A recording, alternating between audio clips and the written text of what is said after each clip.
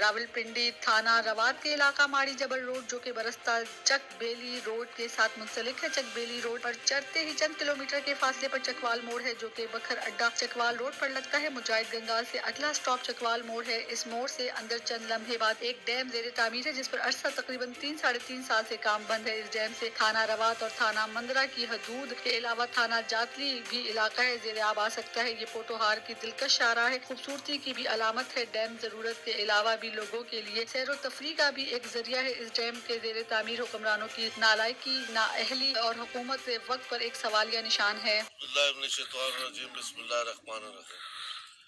मुअज़्ज़िज़ीन में इलाका भी नहीं कहूँगा, मुअज़्ज़िज़ीन पाकिस्तान बल्कि अहलियान पाकिस्तान और मखसूसी तौर पर जनाब वज़ीर आज़म पाकिस्तान जनाब इमरान खान साहब को मुखातिब होकर कहूँगा कि आए दिन आपकी ये बात सुनने में आ रही है कि डैम बन रहे हैं, डैम बन रहे हैं।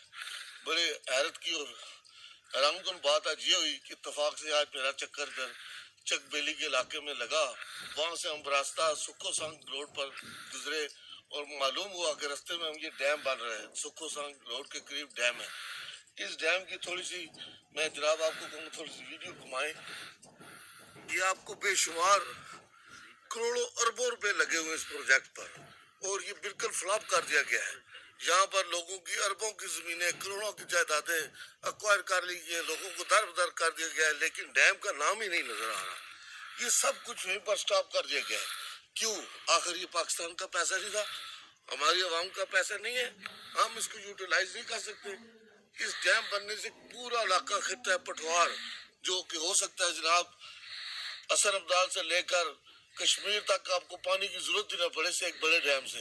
लेकिन मुझे निहायत अफसोस लग रहा है, दुख लग रहा है कि इस पर कोई नजरसानी नहीं की जा रही। जनाब मैं इस वीडियो के तवज्जुह से ये गुजारिश करूंगा कि इस पर थोड़ा सा गौर किया जाए, इस प्रोजेक्ट को पाया तकमील तक पहुंचाया जाए ताकि बेशुमार पानी का मसला जो हमारे मुल्क में वो हल हो सके। Thank you very much.